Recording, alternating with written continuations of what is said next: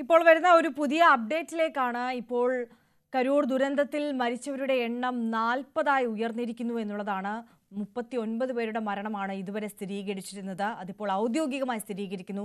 40 പേരുടെ മരണം ഇപ്പോൾ സ്ഥിരീകരിച്ചിരിക്കുകയാണ്. 50-ലധികം ആളുകളാണ് ആശുപത്രിയിൽ ചികിത്സയിൽ കഴിയുന്നത്. അതിൽ 5ഓളം പേരുടെ ആരോഗ്യനില ഗുരുതരമായി തുടരുകയാണ് എന്നുള്ളത് നേരത്തെ നമ്മൾ റിപ്പോർട്ട് ചെയ്തതാണ്. ഇപ്പോൾ മരണസംഖ്യ ഉയർന്നിരിക്കുന്നു, 40 ആയിരിക്കുന്നു എന്നുള്ള ഔദ്യോഗിക സ്ഥിരീകരണം പുറത്തുവരികയാണ്.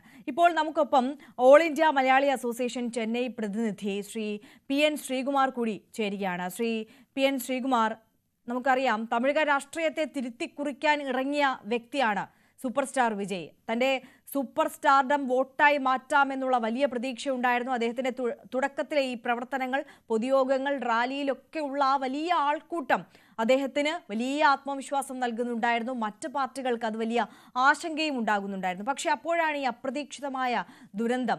അതിന് ഒരു വലിയ കാരണം അദ്ദേഹത്തിന് നിരുത്തരവാദിത്തപരമായിട്ടുള്ള നടപടി തന്നെയാണ് എന്നുള്ള വലിയ വിമർശനങ്ങളും ഈ ഘട്ടത്തിൽ ഉയർന്നു വരുന്നുണ്ട്. ഈ കരൂർ ദുരന്തം വിജയുടെ രാഷ്ട്രീയ ഭാവിയെ എത്രത്തോളം പ്രതികൂലമായി ബാധിക്കുമെന്നാണ് ചെന്നൈ രാഷ്ട്രീയത്തിൽ ഇപ്പോൾ ഉയരുന്ന ചർച്ചകൾ. അതോടൊപ്പം ഇതോടുകൂടി അദ്ദേഹത്തിന്റെ രാഷ്ട്രീയ ഭാവി അസ്തമിക്കും എന്നുള്ള ചില ചർച്ചകളൊക്കെ അവിടെ സജീവമായി നടക്കുന്നുണ്ടോ? നമസ്കാരം. തീർച്ചയായിട്ടും ഇത് രാഷ്ട്രീയ ഭാവി എത്രത്തോളം ദീർഘിക്കും എന്നുള്ള ഒരു ചോദ്യത്തിന്റെ ഒരു ഉത്തരം തന്നെയാണ് ഇത് വേണം കരുതാനായിട്ട്.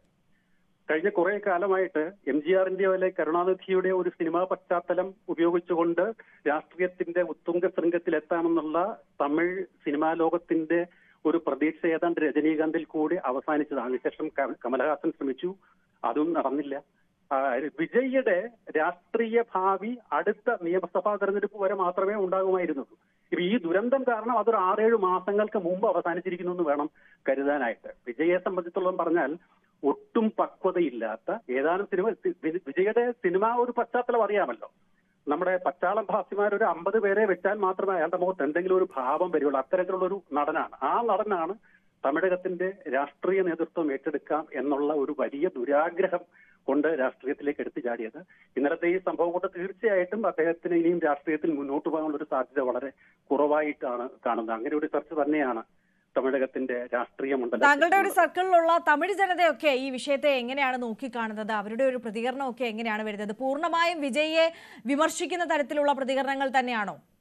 തീർച്ചയായിട്ടും. കാരണം ഇന്നലത്തെ ഈ ഒരു സംഭവം അത് ഒരു പക്വമതിയായ ഒരു മനുഷ്യന്റെ രീതിയിലുള്ള പ്രവർത്തനം ആയിരുന്നില്ലല്ലോ, ഒരു കാഴ്ചയായിരുന്നില്ലല്ലോ ഇന്നലെ ഈ സംഭവം നടന്ന ആ ഒരു രംഗത്ത് വിജയ് എന്ന് പറയുന്ന ആളിന്റെ ഭാഗത്തു നിന്നുണ്ടായത്.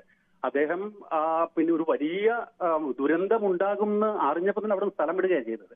അത് അതിരൂക്ഷമായിട്ടുള്ള ഒരു വിമർശനമാണ് തമിഴകത്ത് സൃഷ്ടിച്ചിരിക്കുന്നത്. ചെന്നൈയിലും ഒക്കെ രാഷ്ട്രീയക്കാര് പറയുന്നത് അദ്ദേഹത്തെ തന്നെ കുറ്റപ്പെടുത്തുന്ന ഒരു കാഴ്ചയാണ് നമുക്ക് കാണാൻ കഴിയുന്നത്. ഒരു കാര്യം കൂടി ശ്രീകുമാർ, അതായത് നമുക്കറിയാം ഇപ്പോൾ DMKയ്ക്കൊക്കെ ഇപ്പോൾ വീണ് കിട്ടിയിട്ടുള്ള ഒരു ആയുധമാണ്. അവർ രാഷ്ട്രീയപരമായി അത് പല തരത്തിലും ഇനിയുള്ള നാളുകളിലുമൊക്കെയും വരുന്ന തിരഞ്ഞെടുപ്പിലും ഒക്കെ ഉപയോഗിക്കും. പക്ഷേ ഈ ഘട്ടത്തിൽ അവരുടെ ഭാഗത്തു നിന്ന്, മറ്റുള്ള പാർട്ടികളുടെ ഭാഗത്തു നിന്ന് വരുന്നിട്ടുള്ള പ്രതികരണം DMKയ്ക്ക് അടുത്ത നടപടിയിലേക്ക് കടക്കുന്നില്ല എന്ന് ഇതിനോടകം തന്നെ പറഞ്ഞൊരു സാഹചര്യം, അതിനെയൊക്കെ എങ്ങനെയാണ് താങ്കൾ വിലയിരുത്തുന്നത്? ഇല്ല, അത് കടുത്ത നടപടിയിലേക്ക് തന്നെ പോകുമല്ലോ, അതിനകത്ത് സംശയമുള്ളത്. കാരണം ഇന്നലെ ഈ ദുരന്തം അറിഞ്ഞ ഉടനെ പിന്നെ കോൺഗ്രസിന്റെ MP ജ്യോതിമണി അവരുടെ ഭാഗത്തുനിന്നുണ്ടായ ഒരു നടപടിയല്ലോ. എത്രയും പെട്ടെന്ന് അവിടെ കരൂരിലെത്താനുള്ള ശ്രമം അവരുടെ ഭാഗത്തുനിന്നുണ്ടായി. ഗവൺമെന്റിന്റെ മന്ത്രിമാർ 2-3 പേർ ഉടനെ എത്തി, മുഖ്യമന്ത്രി ഉടനെ എത്തുന്നു. അപ്പൊ അത്തരത്തിലുള്ള കാര്യങ്ങൾ അതെല്ലാം ഒന്ന് കെട്ടിറങ്ങി. ഇപ്പോഴും ദുരന്തമുഖത്ത് ഇനി എത്ര മരണം ഉണ്ടാവും നമുക്ക് പറയാൻ പറ്റത്തില്ല. അപ്പൊ അതിന്റെയൊക്കെ ഒരു അന്തിമ രൂപം വന്ന ശേഷം ശക്തമായിട്ടുള്ള നടപടി തമിഴ്നാട് ഗവൺമെന്റിന്റെ ഭാഗത്തുനിന്ന് ഉണ്ടാകും തന്നെയാണ് നമുക്ക് പറയാൻ കഴിയുന്നത്. പക്ഷെ ഒരു കാര്യം നമുക്ക് അറിയാവുന്നത്, അതായത് വിജയുടെ ഫാൻ ബേസ് എന്ന് പറയുന്നത് അത് അത്രത്തോളം സുശക്തമാണ്. അത് ഒരൊറ്റ നിമിഷം കൊണ്ട് ഇല്ലാതാകുന്നതല്ല ശക്തമായ ഫാൻ ബേസ് എന്ന് പറയുന്നത്. അപ്പോൾ ഈ വിജയെ അറസ്റ്റ് ചെയ്യുകയാണെന്നുണ്ടെങ്കിൽ സ്വാഭാവികമായിട്ട് വലിയ പ്രതിഷേധം ഉയരില്ലേ? ഇനി സാധ്യത കുറവാണ്. കാരണം വിജയുടെ ഫാൻ ബേസ് എന്ന് പറയുന്നത് അതൊരു പൊളിറ്റിക്കൽ ഫാൻ ബേസ് അല്ലല്ലോ.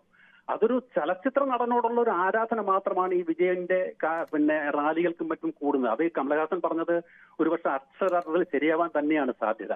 ഒരു രാഷ്ട്രീയം ഇത്തരം വലിയൊരു ദുരന്തം ഉണ്ടായപ്പോൾ അതിന് തുടർ നടപടിയിലേക്ക് പോകുമ്പോൾ വിജയനെ പിന്തുണയ്ക്കാൻ ഒരുപാട് ആളുകൾ വരുമെന്നുള്ളൊരു പ്രതീക്ഷയൊന്നും വേണ്ട. അതിന് വലിയ പ്രതിഷേധങ്ങളൊന്നും ഉണ്ടാവാനുള്ള സാധ്യതയില്ല. ഒരു ചെറിയ ശ്രമം, അവരുടെ ഒരു മാനിപ്പുലേറ്റഡ് ആയിട്ടുള്ള ഒരു ശ്രമം ഒക്കെ ഉണ്ടാവുന്നുള്ളതിൽ കഴിഞ്ഞൊരു വലിയ ബഹുജന മുന്നേറ്റമൊന്നും വിജയനെതിരെ സ്വീകരിക്കുന്ന നടപടിക്ക് എതിരായിട്ടുണ്ടാവാനുള്ള സാധ്യത വളരെ കുറവാണ്.